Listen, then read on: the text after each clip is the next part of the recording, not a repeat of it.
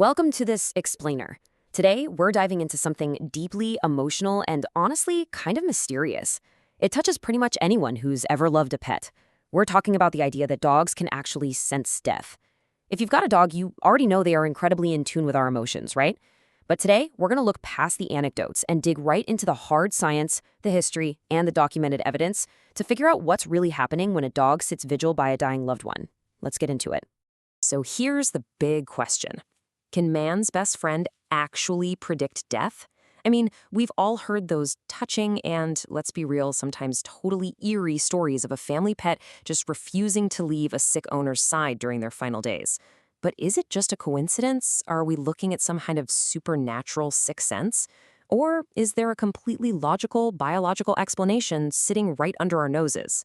Or, well, I guess right under theirs. To understand this, we kind of have to look back because cultures all over the world have intrinsically linked dogs to the afterlife for, well, forever. Think about ancient Egypt. Anubis, the god of death, literally had the head of a canine as he escorted souls to the underworld. Then you jump over to Mesoamerica in the pre-Columbian era, and the hairless Xoloitzcuintli dog was actually believed to guide the dead through the underworld's 8 layers. And then, fast forward to the early modern era in the British Isles, and the folklore is just packed with tales of phantom black dogs, where just seeing one, or even hearing it howl, was considered a major omen of impending death. So this supernatural mythos, it goes way, way back. But here's the thing, we don't have to dig through ancient mythology to see this intense connection. We see it in real life today. Take the absolutely heartbreaking story of Masha, a Russian dog. When Masha's owner got sick and went into the hospital, she was his only visitor. And after he passed away, Masha just couldn't process his disappearance. She kept showing up at that hospital looking for her owner, every single day for over a year. Even when the nurses tried to rehome her, she would literally break out and run right back. It just perfectly illustrates this profound awareness and attachment dogs have, even if they don't quite get the finality of what's happened. And you know, this end-of-life intuition isn't just a dog thing, and it's definitely not just an urban legend. Have you heard about Oscar? He was this famous therapy cat in a Rhode Island nursing home. Now, Oscar was normally pretty aloof, but the staff started noticing that he would suddenly take a nap next to very specific residents just hours before they passed away. It happened so consistently, like we're talking accurately predicting 25 deaths, that Oscar's presence actually became a clinical indicator for the doctors and nurses. Literally, when Oscar curled up on a bed, the staff knew it was time to call the family so they could come say their goodbyes. Unbelievable, right? So, here is the absolute crucial takeaway. What we're seeing here isn't magic. It's not some supernatural sixth sense. It is actually just spectacular biology. Dogs and other animals, they aren't fortune tellers looking into the future. Instead, they are processing real-time, physical clues that are entirely, completely invisible to us humans. Just wrap your head around this number, 300 million. That is the estimated number of olfactory receptors in a dog's nose. To even begin to understand how dogs experience the world, we have to realize that they live in a deeply chemical, intensely scent-based reality that we can barely even fathom. Let's put that into perspective. We humans have a measly 6 million olfactory receptors, 6 million compared to a dog's 300 million. That means a dog's sense of smell is estimated to be up to 100,000 times more sensitive than ours. 100,000 times. But it doesn't even stop there. Dogs also have this specialized piece of biological hardware called the Jacobson's organ. It's tucked right inside their nasal cavity, and its entire job is to analyze and decipher really complex chemical scents and pheromones. It's like having a high-tech chemical lab right in their snout. And that brings us to what they are actually picking up on when someone is actively dying. You see, as the human body nears the end of life, it goes through some pretty massive physiological changes. Organs start to slow down, metabolism drastically shifts, and cells begin to break down. And this entire process releases what are called volatile organic compounds, or VOCs. So dogs are quite literally smelling the chemical reality of failing organs and shifting body chemistry, long before a human doctor might even notice outward physical symptoms. But it's not just smell. It is a full-on, multi-channel sensory experience for them.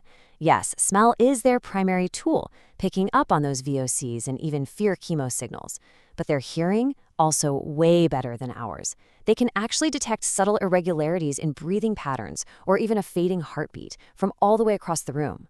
Combine all that sensory data with their incredible empathy. Dogs are absolute masters at observing human movement. They build these incredibly detailed mental maps of our routines, our posture, and our vocal tones. So when the emotional atmosphere of a house gets heavy with sadness, they feel it immediately. So what does this actually look like in real life? Well, when a dog figures out that something is chemically or fundamentally wrong with their human, you're going to see some very specific behavioral cues.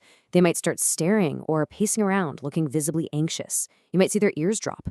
But really commonly, they'll start doing these guarding behaviors. They might refuse to leave a specific room, or they'll sleep way closer to you than usual. Sometimes they even show these gentle maternal behaviors, like gently licking or nudging with sick person. They essentially match the lethargic energy of the room and step right into a caretaker role. Okay, now we do need to take a quick step back and inject a little bit of healthy scientific skepticism here. Animal behaviorists are always reminding us to watch out for confirmation bias. That's our unconscious tendency to notice and remember things that support what we already believe.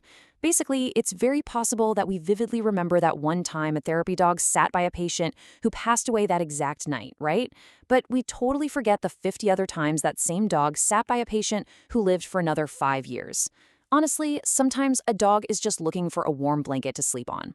But even keeping confirmation bias in the back of our minds, the raw scientific data about their sensory abilities is just staggering. Take the number 98. In a forensic science study, highly trained cadaver dogs showed a 98% success rate at identifying a carpet square that had been exposed to a recently deceased person for just 10 minutes. Let that sink in. 10 minutes of exposure, and their noses can pick it out of a lineup with near-perfect accuracy. It proves beyond a shadow of a doubt that the scent of death is a very real, very tangible physical thing to a dog. All right, moving on to the next part of this explainer, the reality of canine grief. So, we know they can sense the physical decline happening, but what happens after? Because once the human they were so fiercely guarding is actually gone, the dog is left trying to process a massive void. Contrast all those active, protective guarding behaviors we just talked about with the signs of a dog in mourning.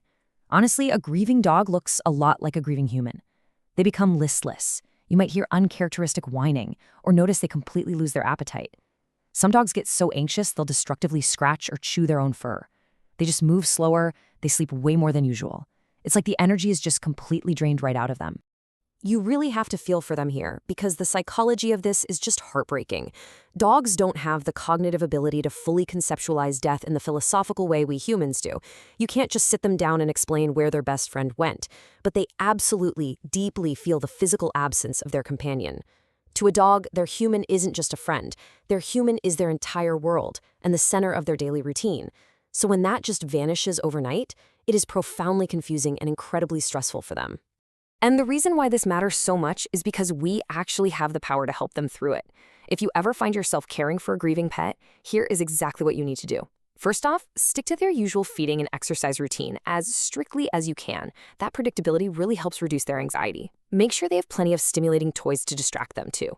Keep their minds engaged with games like fetch, or even try something new like an obstacle course to build up their confidence again. But most importantly, just spend extra time giving them affection.